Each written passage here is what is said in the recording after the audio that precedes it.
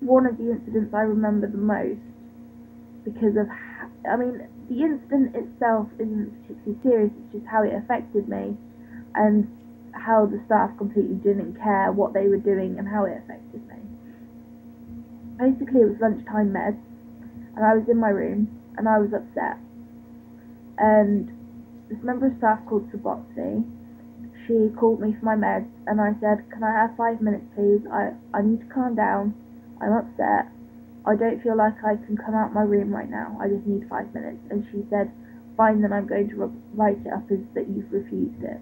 Now, in that hospital, they had a system on how they manage behaviour and gauge behaviour and work out rewards and, stuff like that, how you're doing. Behavioural monitoring. You get like R numbers and E numbers, expectations and goals or something, I can't remember now. But basically, if you did something wrong, then you get an R number or an E number. I think there was 12 different ones for like loads of different things. And if you get R numbers or E numbers in the week, it gets reviewed when you see a psychiatrist on the Monday. And if you've had numbers, then you lose privileges like going out or having stuff in your room or going up a level so that you can have more stuff. I suppose it's a reward system or a way to bribe you into behaving well, which in a way I think is a bit ridiculous because you're mentally unwell, you're not choosing to behave how you do, so I don't really see how they think you're going to learn a lesson, but whatever. So if you refuse your medication, you get an R number or an E number, I can't remember which.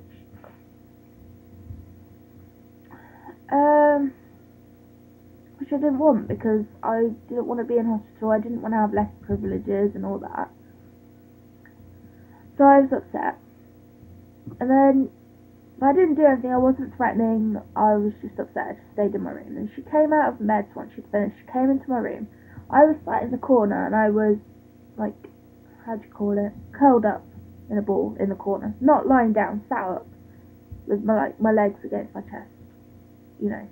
I'm not explaining myself very well. And I was sat in the corner and she came in and she stood over me. So basically I was cornered and she was stood over me. And she started shouting at me.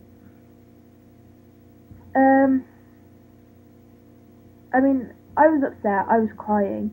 I was crying before and I was upset before, but she came in and it really upset me. I felt scared again, I felt threatened. I felt like something bad was about to happen or something. But whatever, she just started shouting at me. She was like, "Well, you're not staying in your room if you're going to refuse your medication," which I hadn't even refused it. But so she called in some members of staff and they grabbed me and pulled me out my room when I hadn't done anything.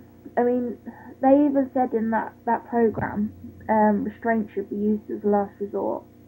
They didn't even need to use it as a resort because I wasn't hurting myself or anybody else or going to. But so I got restrained and pulled out my room, and that really upset me and affected me because I don't like being touched by people, especially not in an aggressive way in terms of being restrained. So it did upset me, and I pretty much immediately started having flashbacks. And I was stood in another corner in the corridor, screaming and crying and shaking. I was hysterical because I was having flashbacks, and that lasted about 20 minutes. And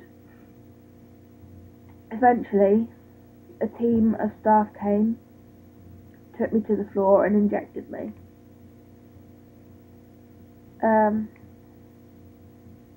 I just think it was ridiculous, like, that whole situation didn't need to happen. That really affected me. I still remember